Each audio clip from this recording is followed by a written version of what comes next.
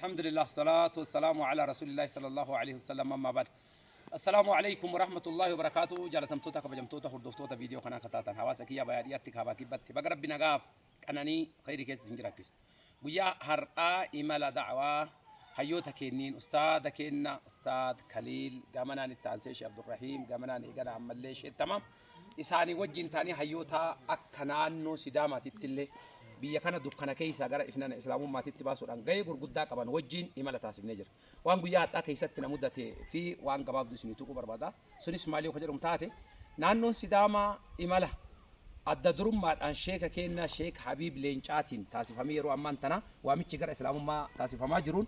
yeroo muraasaan booda Sidaama keessatti islaamummaa malee amantiin biroo guutumatti hiddaan cituun isaan oolu jedhanii guyyaa har'aa namni silaa karoorsatee islaamummaa qabatuuf ture nama 110 jedhan. Namni 110 sana halkan irra deemanii garii namaa si ajjeefna, garii namaa si hiisifna, garii namaa ijannoo sirra fudhanna, garii namaa jiruuteettu si bada, garii namaa maalii taata jechuudhaan walii galatti akka inni islaamummaan fudhanne balbalaan namatti ramadanii dullaa qabatee akka balbala dhaabatee namni silaa islaamummaa fudhatanii tokkicha akka naannoo keenya dhufne nurra ari'an jechuudha. Amma maaliidha alhamdulillah duraaniin haxxi nu bira jirtedhanii haasawa garaagaraallee taasisanii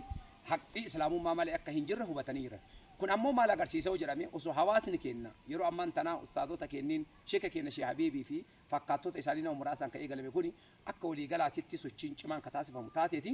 Sidaama qofa osoo hin taane biyyoota garaagaraa guutuu isii gara islaamummaa fiduudhaaf hiree bareedaadha. Mee kanarratti ustaadni keenya ustaad Khaliil maal dhaamtani hawaasa keenya? Alhamdulillah wassalaatu wassalaamu ala rasuulillah amma ba'd. Rabbiin keenya ifaajee وردينا إسلامات تنام وادم فاجاجر الكنيجيا ديما جرو والرب سام برسيسين كمسافة بيكو مسافان ككتاب بيكو كتابان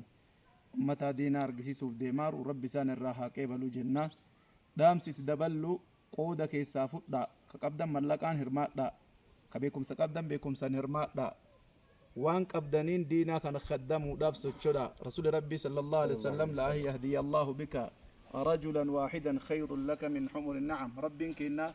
ومن أحسن قولا ممن دعا إلى الله وعمل صالحا وقال إنني من المسلمين جي نمني دعوة قدوش على نماتي دعوة قدو نمو ملكانس أقسم الربانس أمنانس جرا ربين والروان كان إرماتي في تنباسو كيست إرماتون رب الرها كيبلو واني كيست أمة سداما وانما قرانا من ياتات أمني سداما أمتا فيالسا إرقام برقيت جنان أفدوبة تردودا تاني إسلام ما قبتشو كيست أمتا أفدوبة اللال أمتا كان ربين كنا نقافتشو هن أولو كيست إنو أمني أرمو أمني إسلاما دعان إسلاما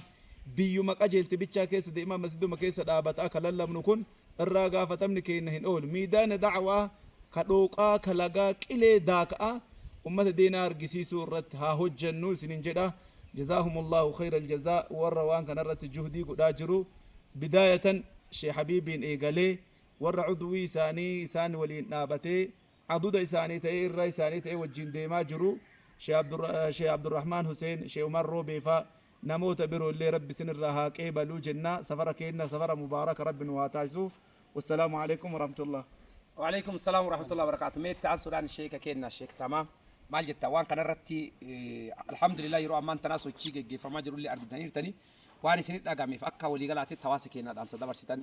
hawaasa biraan nu gaachaa Allah. Alhamdulillah assalatu wassalamu ala rasulillah sallallahu alaihi wasallam. Dhaamsi kanuma dhaamame kana da'waa gara rabbiitti nama yaamuun kun dalageen takka xiqqeettuuf tun jirtu. Akkuma rabbiin illee dubbate ergama rabbii illee sallallahu alaihi wasallam akkuma dubbate jechuudha. As keessatti itti gaafatamummaa guddaa qabna. Itti gaafatamummaa kana namni bahu nama ulamaa'idhaan hoogganamnee talabaan gaafa ammoo waa dalaguudhaaf nama yaamuudhaaf gadi bahaniitiin jiran yeroo gabaabduu qofa nutti fudhataneetiin yaada da'waan biyya tana keessaa maaliidhaaf kana ammoo waan irra dhaabadhee jiru qaba suni ijoolleen baatii lama baatii sadii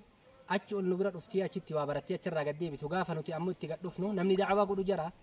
namni yeroo gabaabduu keessatti kashaadaa qabatan jechuudha namni da'waa godhu jira namni waaqindeessu jira namni ammoo ka'ee ammoo laa ilaaha illallah lallabu jira uduu waggama lama ulamaa'in qindoominaan talabaan qindoominaan abbaan qabeenyaa qindoominaan ka hojjetu taate waggaa lama boodaan biyyi tun guututti islaama taate jedheetiin yaada arraan tana rakkinni ammoo namni shahaadaa qabate ka kophaa shahaadaa qabate keessa jiru hagana jedhamee waan himamu miti iddoo garii bakki itti dhiyeessan hin jiru maziinni hin jiru waan ta'eef eessatti dhiyeessina jedhan amma fakkeenyaaf guyyaarraa aanaa arba goonaa kana keessatti maziinni hin jiru maal jalatti baqanna yoo manaayyuu ari'an yoo gandaayyuu ari'an eessatti baqanna mana keessani galla mana keessan seenna waan jedhan kana himataa jiran namni as keessatti shahaadaa qabatee yoo du'eetiin jedhe fuudhanii asirraa fe'anii biyya biraatti awwaalaa jiran biyya sana keessa dachiin ammoo namni itti awwaalamu hin jirtu bakki namni itti salaatu hin jiru